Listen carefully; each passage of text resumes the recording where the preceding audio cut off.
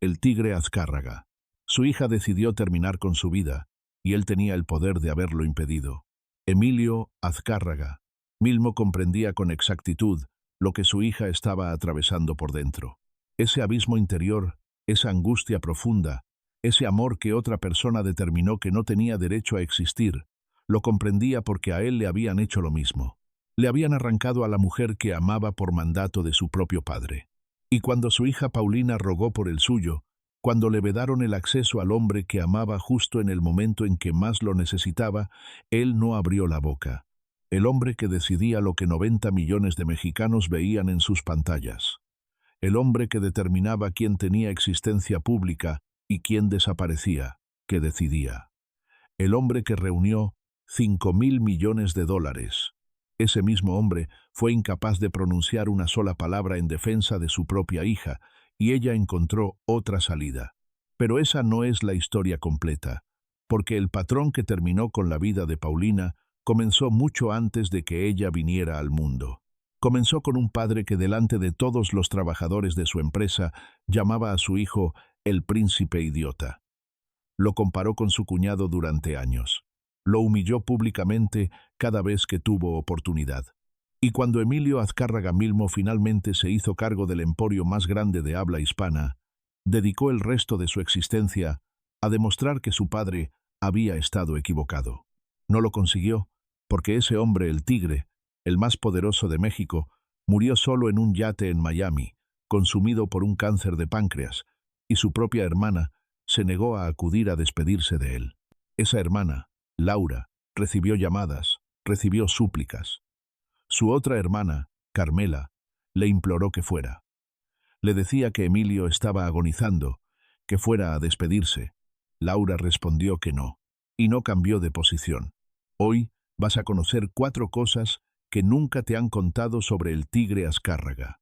La primera, las palabras precisas que su padre le dirigía frente a los empleados de Televisa, las humillaciones que lo marcaron para siempre, lo que ese hombre le hizo a su único hijo varón. La segunda, lo que verdaderamente ocurrió con su hija Paulina. La verdad que México nunca llegó a conocer, porque la versión oficial fue una mentira. ¿Y qué papel tuvo el tigre en su muerte? La tercera, la razón exacta por la que su hermana Laura jamás lo perdonó. ¿Y por qué se rehusó a verlo mientras se consumía de cáncer en un yate en Miami? Y la cuarta, lo que pronunció en su lecho de muerte. Las últimas palabras de un hombre que lo tuvo todo, referidas a una mujer que había fallecido 60 años antes. Te voy a avisar cuando llegue cada una, pero antes de contarte cómo terminó, necesitas entender cómo empezó, porque esta historia no comienza con el tigre, comienza con el hombre que lo forjó y al mismo tiempo lo destruyó. Emilio Azcárraga Vidaurreta, el padre, el fundador, el patriarca, el que puso todo en marcha. Nació en Tampico, Tamaulipas. Si te gusta este contenido, suscríbete para no perderte ninguna historia oculta. El 2 de marzo de 1895, a los 17 años, en plena Revolución Mexicana, mientras el país se desangraba, él vio una oportunidad. Empezó a vender de todo. Era bueno, muy bueno. Tenía instinto para los negocios y ningún escrúpulo para cerrarlos. De acuerdo con múltiples fuentes históricas, durante la Revolución, los hermanos Azcárraga adquirían bienes de familias desesperadas que huían del conflicto para luego revenderlos en Estados Unidos. Así se sembró la fortuna. A los 22 años, Emilio Azcárraga Vidaurreta ya contaba con su propia distribuidora, una agencia de autos Ford en Monterrey. Después llegó Victor Talking Machine, después la radio. En 1930 fundó la XEW, la voz de la América Latina desde México, la primera radiodifusora con alcance nacional en el país. El día que esa estación comenzó a transmitir, su esposa Laura Milmo Hickman le obsequió algo, un hijo. El 6 de septiembre de 1930, en un hospital de San Antonio, Texas, nació Emilio Azcárraga Milmo, el heredero. Pero Azcárraga Vidaurreta no quería un heredero, quería un guerrero, y lo que veía en su hijo no le satisfacía. El niño era sensible, caprichoso, enamoradizo. No era el tipo de hombre que Azcárraga Vidaurreta respetaba, y se lo hizo sentir cada día de todas las maneras posibles. La revista Quién, tras investigar la historia de la dinastía, lo describió así. Su infancia y adolescencia estuvo marcada por una relación complicada con su padre, quien fue sumamente duro con él, y lo trató incluso peor que a sus propios empleados. Peor que a sus empleados. Los trabajadores recibían un salario, recibían instrucciones, a veces recibían gritos, pero no recibían lo que el joven Emilio recibía. No recibían el desprecio de un padre que no los quería, y ese desprecio lo convirtió en lo que fue. Años más tarde, cuando ya era el dueño de Televisa, sus propios colaboradores explicaban su personalidad con frases que helaban la sangre. Valentín Pimstein, el productor de telenovelas que trabajó con él durante décadas, lo describió así. Le dicen el tigre, porque cuando te abraza, te saca sangre. Y su amigo Otón Vélez tenía otra versión. Te da un zarpazo y luego una lamida. Eso era Emilio Azcárraga Milmo, un hombre capaz de dártelo todo y arrebatártelo en el mismo movimiento. Un hombre que aprendió de su padre que el amor y la crueldad podían ir de la mano y que lo perfeccionó. Aquí viene lo primero que te prometí. Según el libro El Tigre, Emilio Azcárraga y su imperio Televisa, escrito por los periodistas Claudia Fernández y Andrew Paxman, tras 5 años de investigación y más de 200 entrevistas, Azcárraga Vidaurreta tenía un apodo para su hijo. Lo llamaba el príncipe idiota. De frente, delante de otros, delante de ejecutivos, delante de empleados. El heredero del emporio más grande de México, llamado idiota por su propio padre. Pero eso no era todo. Azcárraga Vidaurreta comparaba constantemente a su hijo con otro hombre, Fernando Barroso, el esposo de Laura, la hermana mayor de Emilio. Barroso era todo lo que Azcárraga Vidaurreta hubiera querido en un sucesor. Brillante, determinado, sin sentimentalismos. Y el padre se encargaba de que Emilio lo tuviera muy claro. Mira a Fernando, aprende de Fernando. Fernando sí sabe. Cada logro de Barroso era un recordatorio del fracaso de Emilio. Cada error de Emilio era una confirmación de lo que su padre siempre había sabido. Y hubo un error que su padre jamás dejó de echarle en cara: el Estadio Azteca.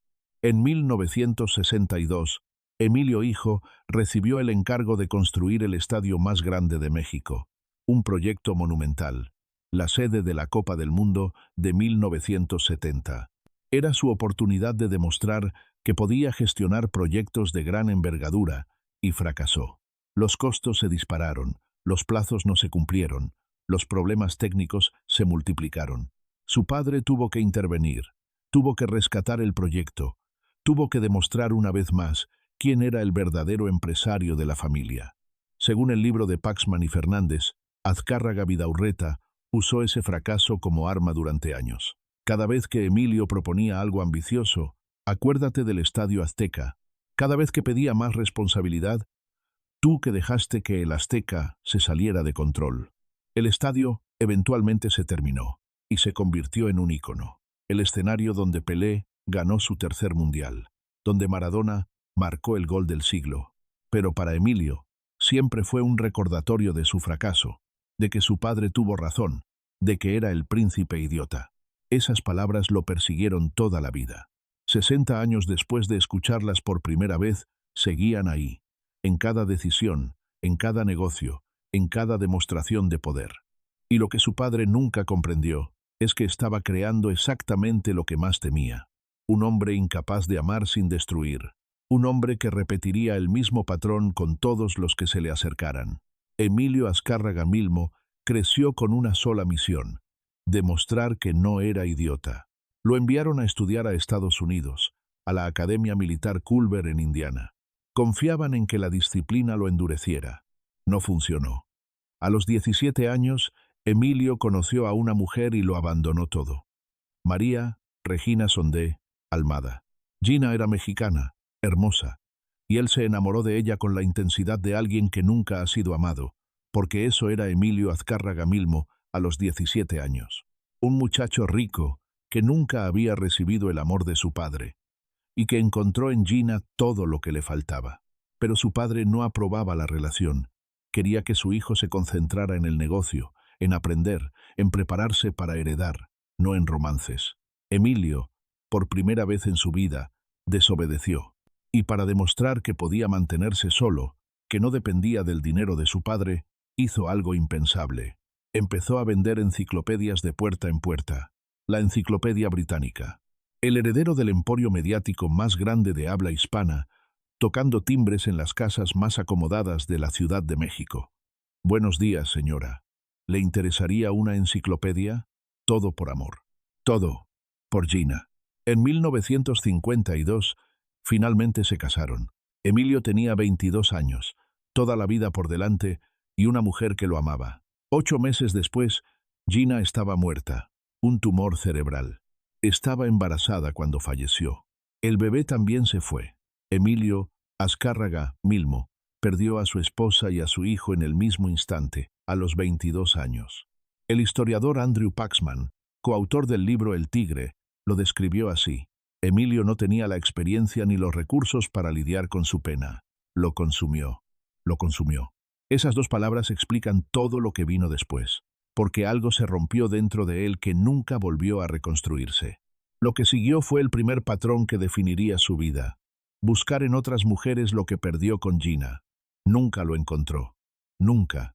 Pero no dejó de buscar. Poco después de la muerte de Gina, Emilio conoció a otra mujer, Silvia Pinal. Era joven, hermosa, talentosa. Apenas comenzaba en el espectáculo mexicano. Él seguía destrozado por la pérdida de Gina. Se encontraron en el momento exacto y se enamoraron. Décadas después, Silvia Pinal habló públicamente de esa relación en su autobiografía y en una entrevista con el programa Hoy de Televisa. Confesó que Emilio Azcárraga Milmo fue el amor de su vida. El amor de su vida, pero no pudieron estar juntos. La razón, el padre. Otra vez el padre. Azcárraga Vidaurreta no quería que su hijo se casara con una actriz mexicana. No importaba que Silvia Pinal se convirtiera en una de las grandes estrellas del cine mexicano. No importaba que trabajara con Luis Buñuel. Nada de eso contaba. Para Azcárraga Vidaurreta, su hijo necesitaba una esposa que sirviera para alianzas, no para el amor. Y tomó la decisión por él. Arregló el matrimonio de su hijo con una mujer francesa, Pamela de Surmont. El 26 de marzo de 1959, en París, en la iglesia de Saint-Honoré d'Eylau, Emilio Azcárraga Milmo se casó con una mujer que no había elegido, porque su padre lo había decidido. Silvia Pinal quedó atrás, el amor de su vida, sacrificado por la voluntad de un hombre que lo llamaba príncipe idiota. Emilio y Silvia siguieron siendo amigos hasta el día que él murió. Casi 40 años de amistad, pero nunca más fueron pareja. ¿Sabes lo que es amar a alguien toda la vida y no poder estar con esa persona? ¿Sabes lo que es ver a ese alguien en eventos, en fiestas, en reuniones y saber que pudieron haberlo tenido todo, pero alguien más decidió que no? Silvia Pinal lo supo. Emilio Azcárraga Milmo también lo supo hasta el último día. Con Pamela de Surmont, la francesa que su padre eligió, Emilio tuvo 3 hijas, Paulina, Alessandra, Ariane. Pero el matrimonio estaba condenado desde el principio. No se eligieron, no se amaban. Estaban juntos porque un patriarca decidió que debían estarlo, y Emilio era incapaz de serle fiel a una sola mujer. Las infidelidades comenzaron casi de inmediato. Eran constantes, públicas, humillantes para Pamela. Según múltiples fuentes, incluyendo el libro de Paxman y Fernández, Emilio no se molestaba en ocultar a sus amantes. No le importaba que Pamela lo supiera. No le importaba que todo México lo supiera. Era el tigre. Hacía lo que quería. Pamela tenía un carácter fuerte. No era el tipo de mujer que acepta humillaciones en silencio. Se divorciaron. No. Y aquí comenzó otro patrón. Emilio Azcárraga Milmo, tratando a las mujeres exactamente como su padre lo trató a él, como si fueran desechables, reemplazables, útiles solo mientras servían para algo. El príncipe idiota se había convertido en una versión más cruel de su padre. En 1965, Emilio se casó de nuevo, esta vez con otra francesa, Nadine Jean. Quizás pensó que la nacionalidad traería suerte. No fue así, Pero Nadine le dio algo que ninguna otra mujer pudo darle, un hijo varón. Emilio Azcárraga Gin nació en 1968, el heredero del heredero, la cuarta generación de la dinastía. Pero la historia se repitió una vez más. Infidelidades, ausencias, un padre que no estaba. Emilio Azcárraga Milmo, el hombre que sufrió por la ausencia emocional de su padre, se convirtió en un padre ausente, no solo físicamente, sino sobre todo emocionalmente. Según la revista Quién, Emilio Azcárraga Gin creció enfrentando las ausencias de su padre, quien al estar completamente dedicado a Televisa, habitualmente no compartía tiempo con su familia. Televisa era la familia del Tigre. Televisa era su esposa, sus hijos, su padre. Televisa era todo. Y su hijo biológico era únicamente el heredero, alguien a quien preparar, no alguien a quien amar. El mismo patrón, el hijo del príncipe idiota, criando a su propio hijo exactamente como lo criaron a él. O peor, porque al menos Azcárraga Vidaurreta estaba presente para humillar. El Tigre ni siquiera estaba. El matrimonio con Nadine también terminó. Las infidelidades, siempre las infidelidades.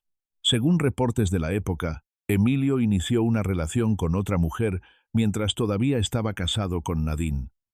Paula Cusi, una mujer 20 años menor que él. El patrón continuaba. En 1972, el mismo año que murió su padre, Emilio se casó con Paula. Fue su tercer matrimonio y el más prolongado. 25 años juntos. Paula había sido conductora del clima en el noticiero 24 horas. Jacobo Zabludovsky la presentaba cada noche. Pero pocos conocían la verdad. Emilio Azcárraga Milmo había creado esa sección expresamente para ella, para tenerla cerca, para verla cada noche en su propia televisora. El hombre más poderoso de los medios en México, creando un segmento de televisión para conquistar a una mujer, y funcionó. Paula se convirtió en su esposa, pero incluso con ella, el patrón continuó. Las otras mujeres nunca desaparecieron. Y Emilio tenía una frase que, según múltiples fuentes cercanas, repetía sin pudor. Cuando cumplas 40, te cambio por 2 de 20. No era un chiste, no era una exageración, era una promesa. Y las promesas del Tigre se cumplían. Pero antes de hablar de cómo terminó su matrimonio con Paula, necesitas entender qué ocurrió cuando murió su padre, porque ese momento lo cambió todo. El 23 de septiembre de 1972, en Houston, Texas, Emilio Azcárraga Vidaurreta exhaló su último aliento. El patriarca, el fundador, el hombre que llamó a su hijo príncipe idiota durante 42 años, había muerto. Y Emilio Azcárraga Milmo finalmente heredó el imperio. Pero no heredó paz, porque según el libro El Tigre, la memoria de su padre muerto siguió impulsándolo durante décadas más, al menos durante 20 años. La sombra de su padre fallecido continuó empujándolo a expandir la empresa hasta convertirla en un emporio de medios cada vez más vasto. 20 años. El padre llevaba 2 décadas muerto y su voz seguía ahí. Cada vez que Emilio cerraba un trato millonario, el príncipe idiota. Cada vez que destruía a un competidor, el príncipe idiota. Cada vez que controlaba lo que México veía y pensaba, el príncipe idiota, demostrando que no lo era, acumulando poder como si el poder pudiera acallar esa voz. Nunca la silenció. Un año después de la muerte de su padre, en 1973, Emilio logró algo que Azcárraga Vidaurreta nunca pudo. Fusionó Telesistema Mexicano con Televisión Independiente de México. Nació Televisa, televisión vía satélite, el monopolio más grande de habla hispana, y Emilio Azcárraga Milmo se convirtió en el hombre más poderoso de México. No el presidente. El presidente cambiaba cada 6 años. No el ejército obedecía órdenes. No la iglesia predicaba los domingos. Él, el Tigre, porque él decidía lo que la gente veía, lo que la gente pensaba, lo que la gente creía, y lo sabía perfectamente. En 1990, dijo algo en público que definió su relación con el poder político del país, algo que nadie se había atrevido a pronunciar en voz alta. Somos soldados del PRI. No lo ocultó, no lo disfrazó. Televisa era el brazo mediático del Partido Revolucionario Institucional, el partido que gobernó México durante 71 años consecutivos, y el Tigre era su general. Las protestas que Televisa no transmitía no existían.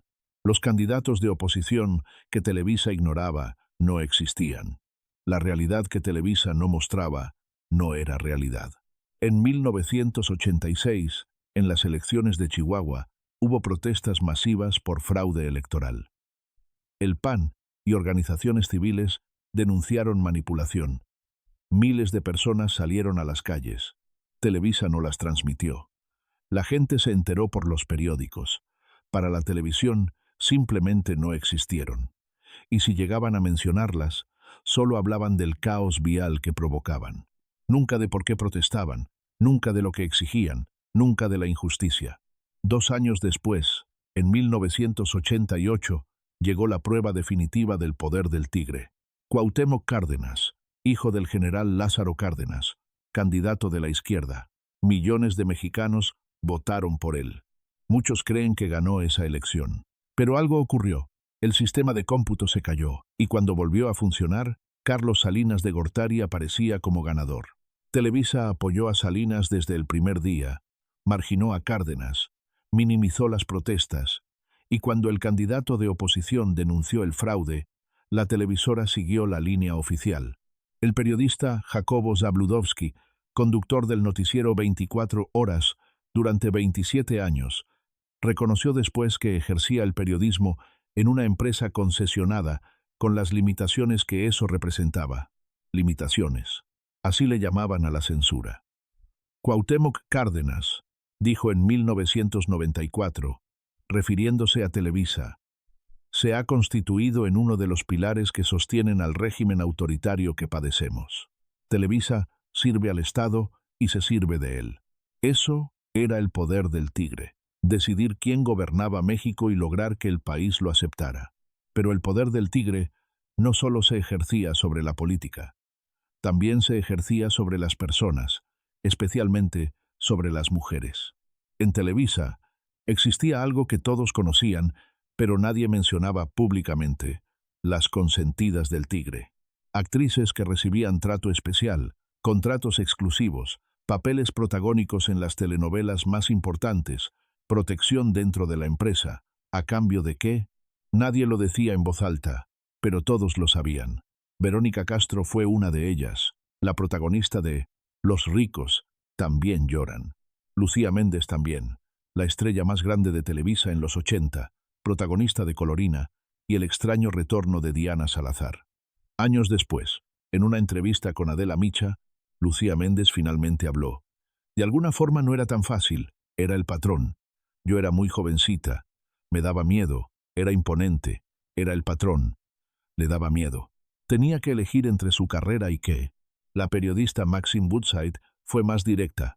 Hablando de Thalía, otra de las grandes estrellas de Televisa en los 90, dijo en 2015. Thalía fue muy consentida del Tigre, tuvo un romance con él y estaba muerto de amor por ella. Si no se hubiera muerto, yo creo que se hubiera divorciado de Adriana. Thalía recibió el contrato más caro en la historia de Televisa hasta ese momento para protagonizar María la del barrio. Ella nunca confirmó ni negó nada, pero los rumores la siguieron durante años. El Tigre tenía un sistema donde el talento importaba, pero donde el acceso al hombre más poderoso de la televisión importaba más. Y él lo sabía. Según el libro de Fabricio Mejía Madrid, Nación TV, la novela de Televisa, el Tigre tenía frases que revelaban cómo concebía a las personas que trabajaban para él. Los artistas son ambiciosos por naturaleza, por eso la única forma de tratarlos es como sirvientas. Eso decía el hombre que creaba estrellas. Eso pensaba de las personas que lo hicieron rico. Otra frase que se le atribuye: yo hago a los cantantes de América Latina, no para que sean los mejores, sino para que sean los únicos. No quería talento. Quería control absoluto sobre quién existía y quién no. Y otra más, quizá la más reveladora: la radio es mi esposa, para ella nada. La tele es mi amante, para ella todo, hasta lo que no me pida. Así funcionaba su mente. Así lo trataba todo, como propiedades. La radio, la televisión, las mujeres, los artistas. Todo era suyo para dar y quitar según le pareciera. Pero el poder tiene un precio, y ese precio siempre lo paga la familia. En 1980, mientras el Tigre consolidaba su imperio, algo ocurrió que lo cambió todo. Aquí viene lo segundo que te prometí. Necesito que pongas atención, porque lo que voy a contarte es algo que México no supo durante décadas.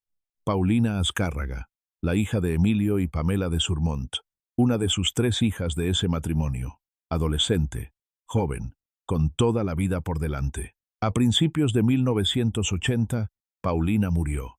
La versión oficial fue un ataque de asma. Eso fue lo que se publicó. Eso fue lo que la familia dijo. Eso fue lo que México creyó durante años. Un ataque de asma, una tragedia. Fin de la historia. Pero no era verdad. Según el libro El Tigre de Claudia Fernández y Andrew Paxman, basado en testimonios de personas cercanas a Azcárraga Milmo, la realidad fue completamente diferente. Paulina estaba enamorada de un joven italiano, profunda y desesperadamente enamorada. El tipo de amor que solo se siente cuando eres joven y crees que el mundo puede terminar si pierdes a esa persona.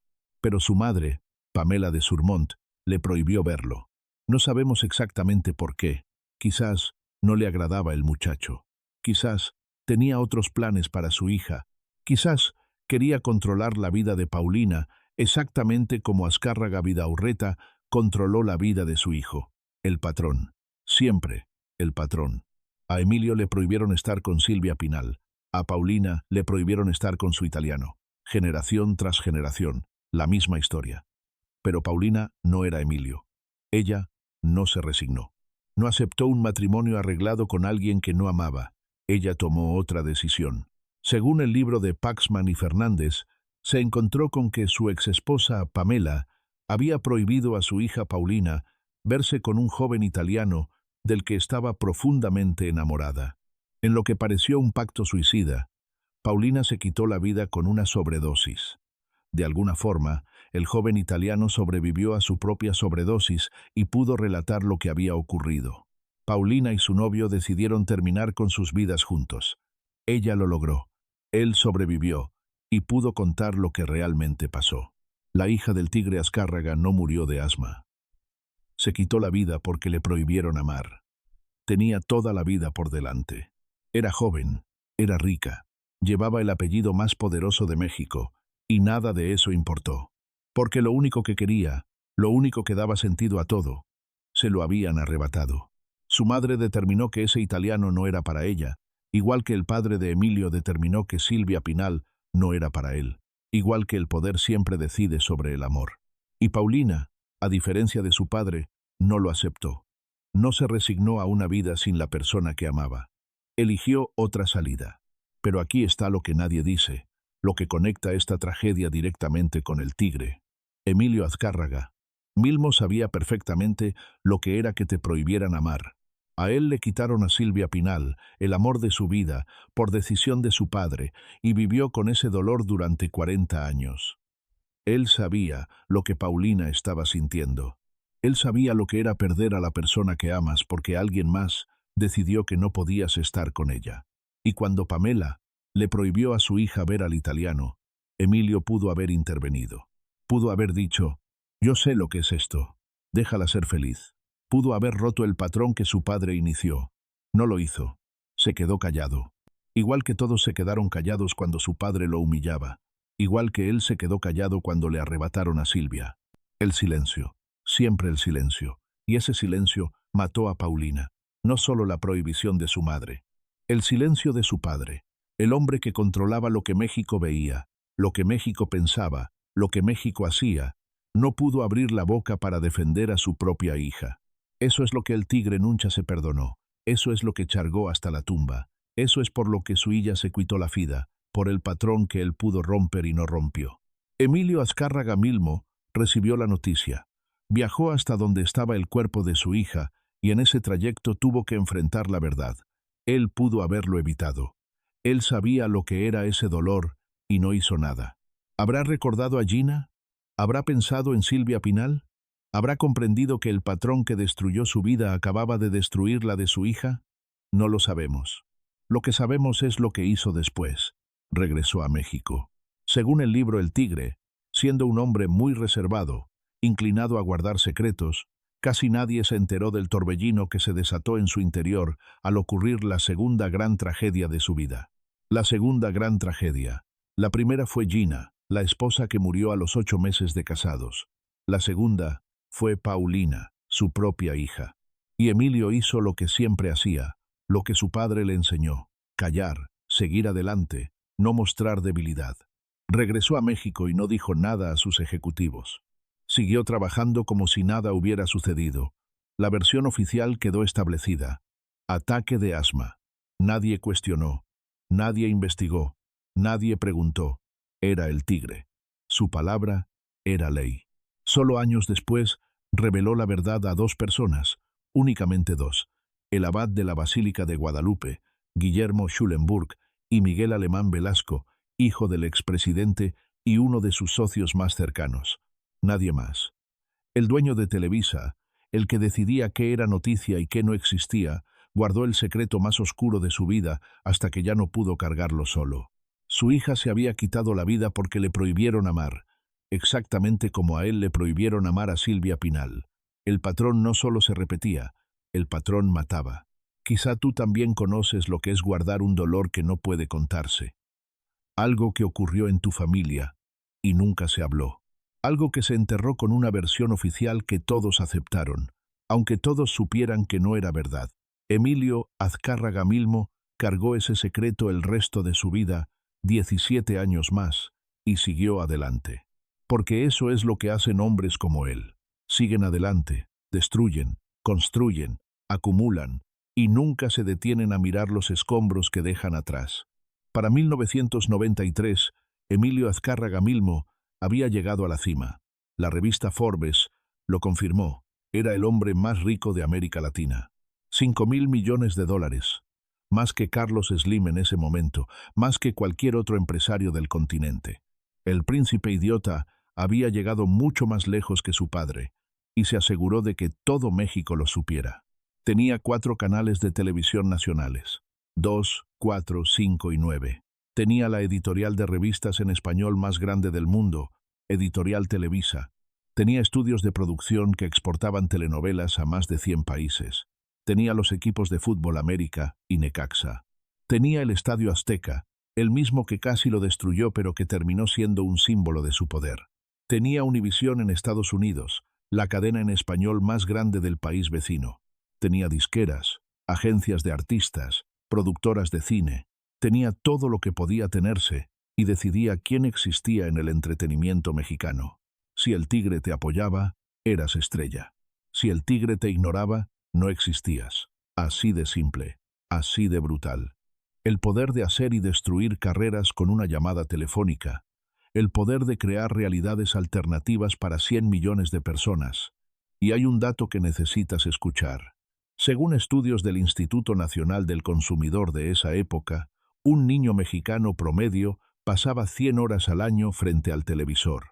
¿Sabes cuántas pasaba en la escuela? Menos de 1000. Los niños mexicanos dedicaban más tiempo a ver Televisa que a aprender en el salón de clases.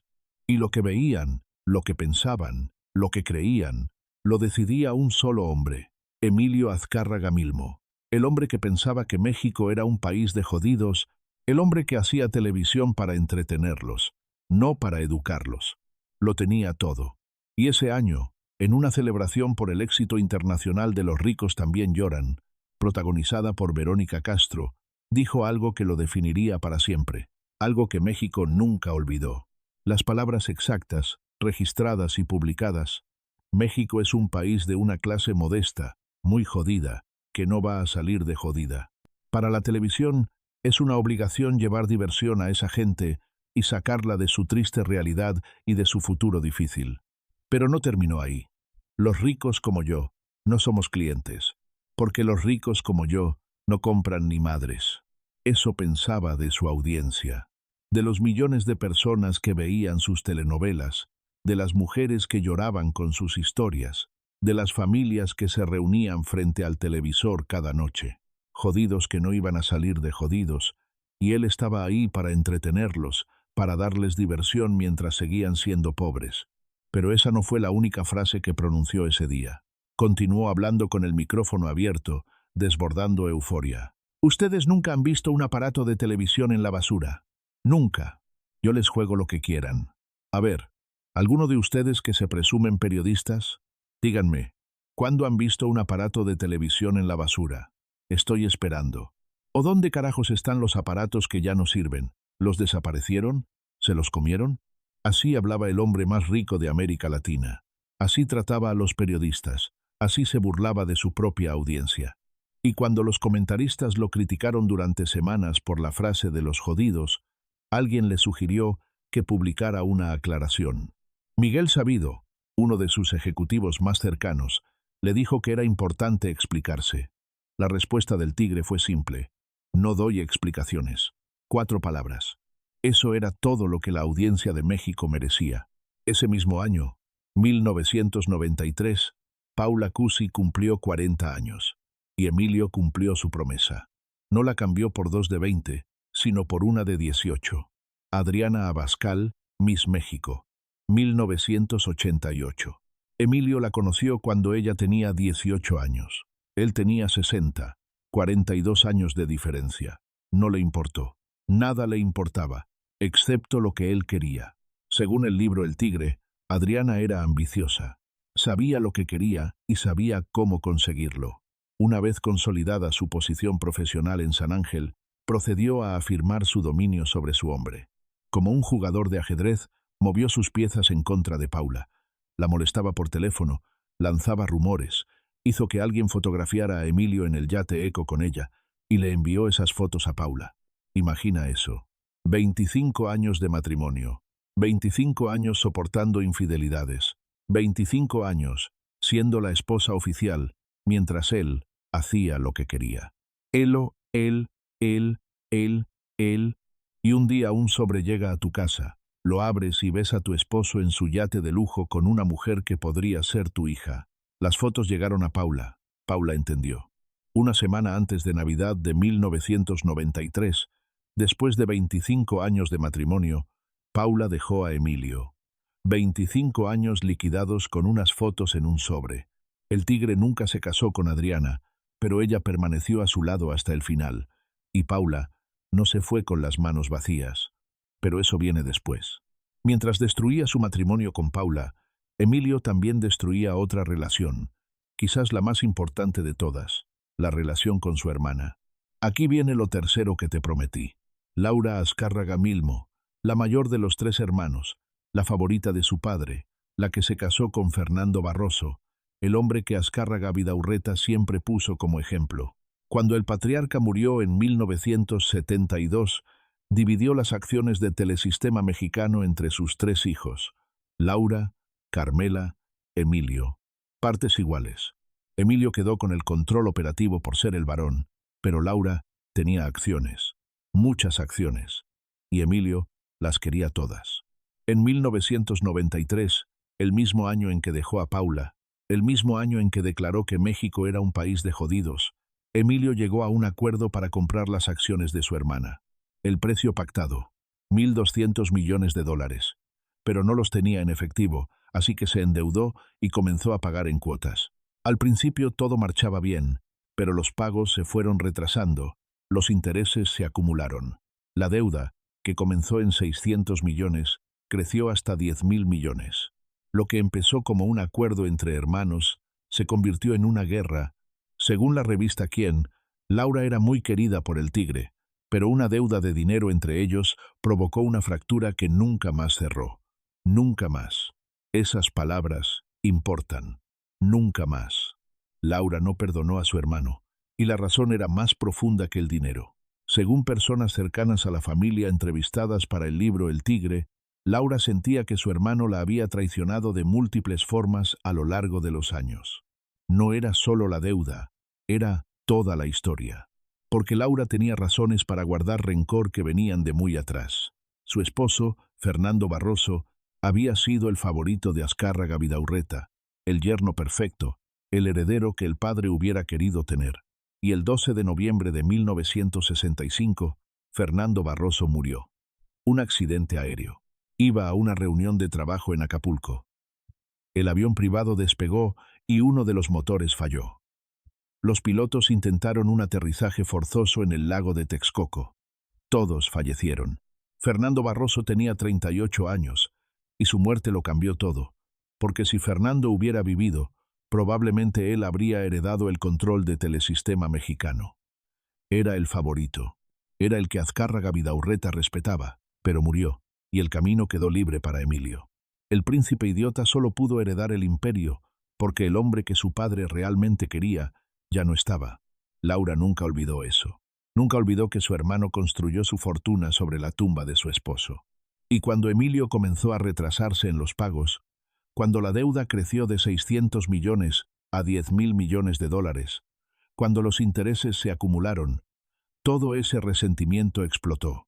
No era solo el dinero, era cómo la trataba en las reuniones, cómo ignoraba sus opiniones, cómo hacía negocios con ella como si fuera una extraña y no su hermana. Era toda una vida de promesas rotas, de ser tratada como menos, de ver a su hermano convertirse exactamente en lo que su padre fue, el patrón, otra vez el patrón. En 1996, la vida de Emilio Azcárraga Milmo cambió para siempre. Le diagnosticaron cáncer de páncreas, uno de los cánceres más agresivos, más letales, más crueles. Tenía 66 años y sabía que le quedaba poco tiempo. Lo que siguió fue un año de agonía. Según el libro El Tigre, en sus últimos meses de vida, Azcárraga viajaba de un lado a otro por negocios. Continuaba enfrascado en una batalla con sus banqueros y con su hermana Laura por las deudas pendientes. Le robaba tiempo a Adriana para estar con Paula Cusi y realizaba visitas furtivas a sus médicos en Los Ángeles. Lee eso otra vez. En sus últimos meses de vida, muriendo de cáncer, seguía peleando con su hermana por dinero y seguía dividido entre dos mujeres. Adriana, la joven, que lo acompañaba oficialmente. Paula, la esposa que había dejado 3 años antes. Le robaba tiempo a Adriana para estar con Paula después de todo lo que le había hecho, después de las infidelidades, después de cambiarla por una Miss México. Seguía buscándola. Quizás la extrañaba, quizás se arrepentía, quizás solo quería lo que ya no podía tener. El tigre, muriendo como vivió, sin poder elegir, sin poder quedarse con una sola cosa, queriéndolo todo y perdiendo todo al mismo tiempo. Sus últimas semanas fueron un deterioro constante. El hombre que pesaba más de 100 kilos, el que llenaba una habitación con su presencia, el que hacía temblar a sus empleados con solo mirarlos, ese hombre se fue consumiendo. Perdió 40 kilos en sus últimos meses. Su piel se volvió amarilla por la ictericia. El dolor era constante, pero seguía trabajando, seguía llamando a sus ejecutivos, seguía peleando por las deudas con su hermana, seguía dividido entre Adriana y Paula. Hasta el último momento, el tigre no pudo soltar nada. Ni el poder, ni el dinero, ni las mujeres, ni el rencor. Todo lo que lo definió en vida lo acompañó hasta la muerte. El 3 de marzo de 1997, Emilio Azcárraga Milmo apareció en el noticiero 24 horas, el mismo noticiero donde Paula había presentado el clima durante años. Apareció en un video pregrabado, visiblemente disminuido, delgado, pálido, enfermo. Ya no era el tigre, era un hombre muriendo. Y todo México lo vio. Anunció su retiro de la presidencia de Televisa y dejaba el mando a su hijo, Emilio Azcárraga Gin, y a Guillermo Cañedo White, hijo de otro de sus socios históricos. El joven de 29 años que había crecido sin la presencia de su padre, ahora tenía que cargar con un imperio y con todas sus deudas.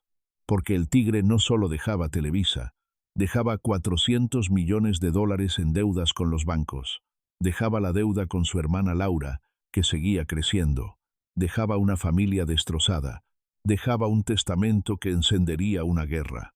Un mes después del anuncio, Carmela Azcárraga Milmo lo intentó. Carmela era la hermana del medio, la conciliadora, la que siempre procuraba mantener unida a la familia. Sabía que Emilio se estaba muriendo. Estaba en Miami, en su yate Eco, esperando el final. Y sabía que Laura, la hermana mayor, No le había hablado en años. Así que hizo lo que siempre hacía. Trató de arreglar las cosas. Le pidió a Laura que viajara a Miami, que fuera a ver a su hermano, que se despidiera, que dejara atrás el rencor antes de que fuera demasiado tarde. Laura dijo que no. Carmela insistió. Laura volvió a decir que no. Según la revista Quién, en el lecho de muerte de Emilio, Carmela trató de interceder con Laura para que viajara a Miami a despedirse de él. Pero todo intento fue inútil. Laura no perdonó jamás a su hermano enfermo de cáncer y no volvió a verlo nunca más. El hombre más poderoso de México, 5.000 millones de dólares, dueño de lo que el país veía y pensaba, declarado soldado del PRI, capaz de decidir quién gobernaba. Y su propia hermana no quiso verlo antes de morir. Eso es lo que el poder te compra. Eso es lo que el dinero te da. Una muerte en un yate de lujo. Solo. El 16 de abril de 1997, a las afueras de Miami, Florida, Emilio Azcárraga Milmo exhaló su último aliento a bordo de su yate Eco, el yate que había usado para conquistar a Adriana, el yate donde tomaron las fotos que destruyeron su matrimonio con Paula. Ahora era el lugar donde moría. Adriana Abascal estaba con él. Su hermana Laura no estaba. Paula no estaba. De sus hijos, algunos estaban, otros no. La familia que él mismo había destrozado, dispersa hasta el final. Su funeral fue el 18 de abril de 1997 en la Basílica de Guadalupe, el mismo lugar donde años antes había confesado la verdad sobre Paulina al abad Guillermo Schulenburg. Asistieron más de 3.000 personas, políticos, empresarios, artistas. El presidente Ernesto Zedillo envió una corona. Jacobo Zabludovsky, el hombre que durante 27 años leyó las noticias que el Tigre quería que México escuchara, pronunció el discurso principal. Lo llamó un hombre de visión extraordinaria. No mencionó a las mujeres destruidas, no mencionó a la hija que se quitó la vida, no mencionó a la hermana que se negó a despedirlo, no mencionó el país de jodidos. En la muerte, como en vida, la narrativa la controlaba Televisa, y Televisa solo contaba lo que convenía. Pero antes de perder la conciencia, unas horas antes del final, dijo algo.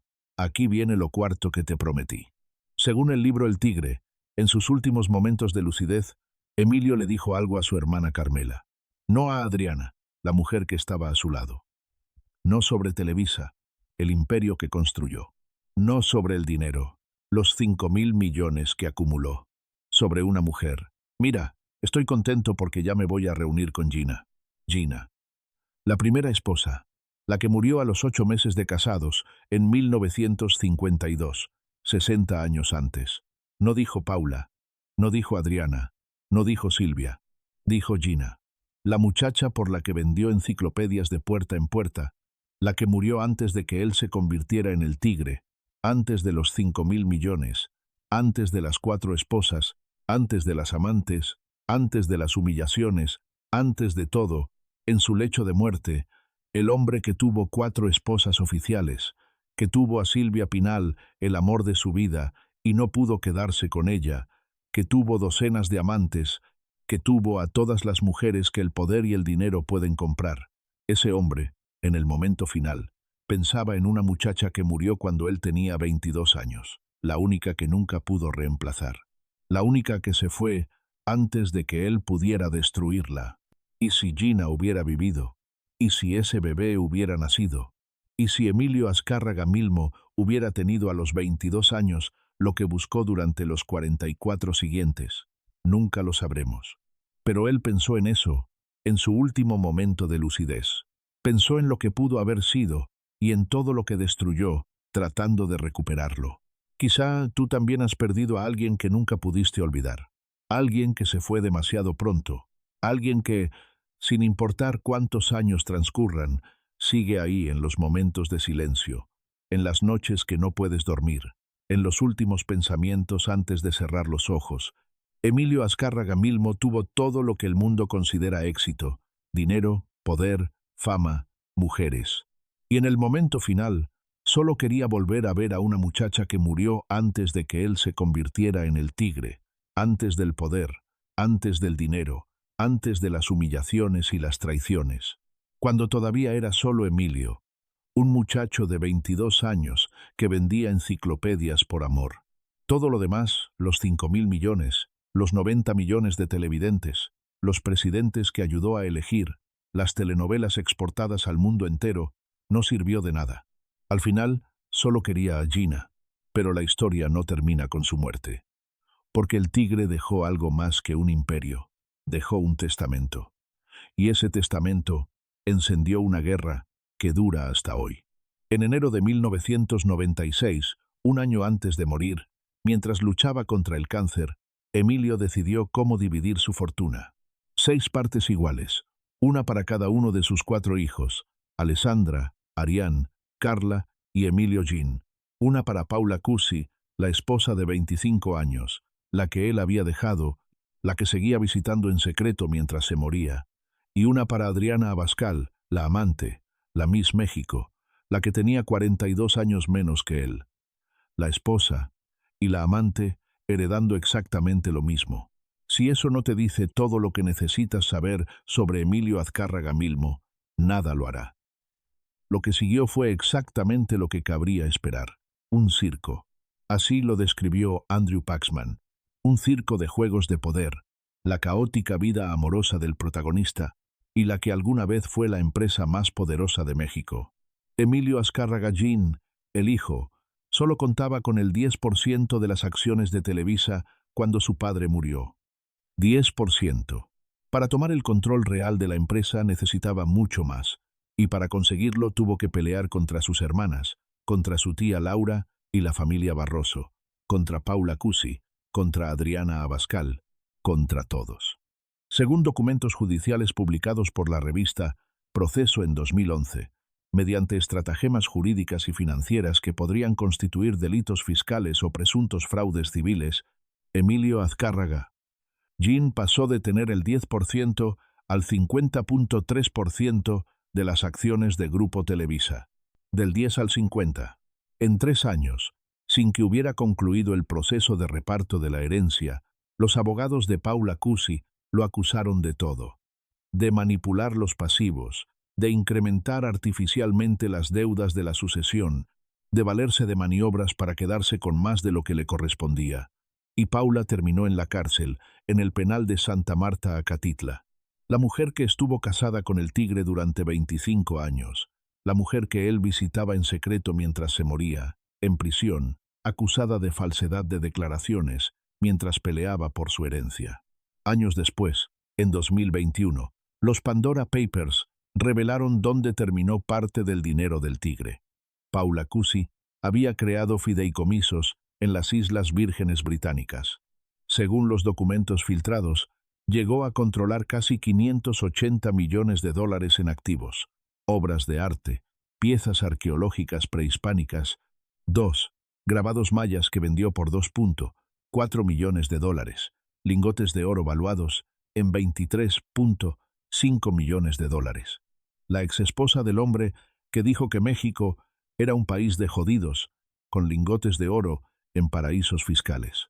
Adriana Abascal también aparece en los Pandora Papers, comprando arte, un cuadro de Ed Rucha por 2.8 millones de dólares, un 25% de un Picasso por 512.000 euros. La amante del tigre, coleccionando Picassos. 4 años después de la muerte de Azcárraga, Adriana se casó con Juan Villalonga, el exdirector de Telefónica España. Pasó de los brazos de un magnate mexicano a los de uno español. El patrón del tigre con las mujeres funcionaba en ambas direcciones. Y Laura, la hermana que no fue a despedirlo. Laura Azcárraga Milmo murió el 30 de diciembre de 2014, a los 88 años. 17 años después de la muerte de su hermano, sin haberlo perdonado, se fue de este mundo con ese rencor intacto. Su familia, los Barroso, se quedó con el 21% de Grupo Televicentro y el 35% de la parte editorial de Televisa. No les fue mal económicamente, pero el dinero nunca fue el punto. El punto era que su hermano la trató como su padre los trató a todos, y ella decidió que eso no merecía perdón, ni siquiera cuando él estaba muriendo, ni siquiera cuando Carmela le rogó, nunca. Carmela, la hermana del medio, la conciliadora, falleció en febrero de 2020. A los 91 años dejó una fortuna que generó una de las controversias más sonadas de los últimos tiempos. La Suprema Corte de Justicia ordenó al gobierno mexicano devolver más de 1.000 millones de pesos en impuestos a sus herederos. El presidente López Obrador dijo públicamente que le dolía en el alma que esa devolución se hiciera con dinero del pueblo. Los Azcárraga siguen siendo los Azcárraga, casi 30 años después de que el tigre murió. Y Emilio Azcárraga Allán, el hijo que creció sin padre presente, el heredero que tuvo que pelear contra toda su familia, logró algo que nadie esperaba. Sacó a Televisa de la crisis, pagó las deudas, modernizó la empresa. Según él mismo dijo, Televisa me quitó a mi padre y Televisa me lo devolvió. Lo entendió. Su padre nunca había estado presente porque Televisa era su verdadera familia. Y ahora Televisa era suya. Bajo su mando la empresa cambió. Se fusionó con Univisión. Perdió audiencia ante Netflix y las plataformas de streaming. Dejó de ser el monopolio absoluto que fue en tiempos de su padre. El rating de los noticieros cayó. Las telenovelas ya no dominan como antes. La gente ya no ve televisión como la veía cuando el tigre lo controlaba todo. Y quizás eso es justicia poética. El imperio construido sobre la idea de que México era un país de jodidos que no iba a salir de eso, perdiendo relevancia ante un mundo donde los jodidos tienen más opciones, donde ya no dependen de lo que un solo hombre decida que pueden ver, donde la realidad ya no la controla nadie. Pero la historia tiene un giro más. En octubre de 2024, Emilio Azcárraga Allín tuvo que tomar licencia de la presidencia de Televisa. La razón: una investigación del Departamento de Justicia de Estados Unidos relacionada con supuestos sobornos a funcionarios de la FIFA para obtener derechos de transmisión de los mundiales de fútbol, el caso FIFA Gate. La investigación reveló pagos millonarios a funcionarios de la FIFA a cambio de derechos de transmisión, sobornos que supuestamente comenzaron en la era del tigre y continuaron después de su muerte. El patrón de hacer negocios, de conseguir lo que se quería sin importar el costo, de usar el dinero para comprar lo que no podía comprarse. Ese patrón seguía vivo. Y ahora, por primera vez desde 1930, desde que Azcárraga Vidaurreta fundó la XEW, un Azcárraga no está al frente del emporio familiar. Bernardo Gómez, un ejecutivo sin el apellido mágico, tomó el control. El legado del tigre sigue generando consecuencias. Casi 30 años después de su muerte, el patrón continúa, y quizás nunca termine. Esta es la historia de Emilio Azcárraga Milmo, el tigre, un hombre que pasó 66 años intentando demostrar que no era el príncipe idiota que su padre creía, y que en el proceso se convirtió exactamente en eso. Un hombre que no supo amar sin destruir, que no supo ejercer el poder sin abusar de él, que no supo construir una familia sin despedazarla. Su padre lo llamó idiota, y él respondió acumulando 5.000 millones de dólares, controlando lo que 90 millones de personas veían cada día, declarándose soldado de un partido político, afirmando que México era un país de jodidos, cambiando de esposas como quien cambia de automóvil, prometiendo cambiar a su mujer de 40 por 2 de 20 y cumpliendo la promesa, encubriendo la muerte de su propia hija, peleando con su hermana hasta que ella se negó a despedirlo mientras moría de cáncer, y muriendo solo en un yate de lujo, pensando en una mujer que llevaba 60 años muerta. El príncipe idiota. Al final, quizás su padre tenía razón. No porque Emilio fuera tonto, era brillante para los negocios, sino porque era idiota para lo único que realmente importa, para amar, para dejarse amar, para dejar algo más que dinero, poder y rencor. Su hermana no fue a verlo. Su hija se quitó la vida, y su último pensamiento fue sobre la única mujer que no tuvo tiempo de perder. Eso es lo que queda del tigre. Un yate vacío en Miami, una familia que sigue peleando por su dinero, y la voz de un padre que desde la tumba sigue teniendo razón. El príncipe idiota. Emilio Azcárraga Vidaurreta murió en 1972 creyendo que su hijo era un idiota. Y Emilio Azcárraga Milmo pasó los 25 años siguientes demostrando que podía ser más grande, más rico, más poderoso que su padre. Lo logró, pero en el proceso perdió todo lo que importaba. A su primera esposa la perdió por la muerte. A Silvia Pinal la perdió por la voluntad de su padre. A Pamela la perdió por sus infidelidades. A Nadine, por las mismas razones. A Paula la cambió por una Miss México. A Paulina la perdió por el mismo patrón que destruyó su propia vida. A Laura la perdió por el dinero y el orgullo. Y asimismo se perdió hace mucho tiempo. Quizás cuando su padre lo llamó idiota por primera vez. Quizás cuando Gina murió. Quizás nunca tuvo oportunidad, porque el patrón estaba escrito antes de que él naciera. Y ahora el patrón continúa, en sus hijos, en sus nietos, en la empresa que construyó, en las familias que destruyó. El tigre murió hace casi 30 años, pero su rugido todavía se escucha. Si esta historia te hizo pensar en alguien de tu propia familia, en ese padre que nunca te dio lo que necesitabas, en esa relación que se rompió y nunca se reparó, en ese secreto que toda la familia guarda pero nadie menciona, en esa despedida que nunca pudiste dar, no estás sola. Las familias más poderosas del mundo cargan con los mismos dolores que las familias que no tienen nada, solo que los esconden mejor, hasta que alguien cuenta la verdad. Si quieres más historias como esta, suscríbete al canal. La próxima semana tengo otra historia que nadie se ha atrevido a contar. Nos vemos ahí.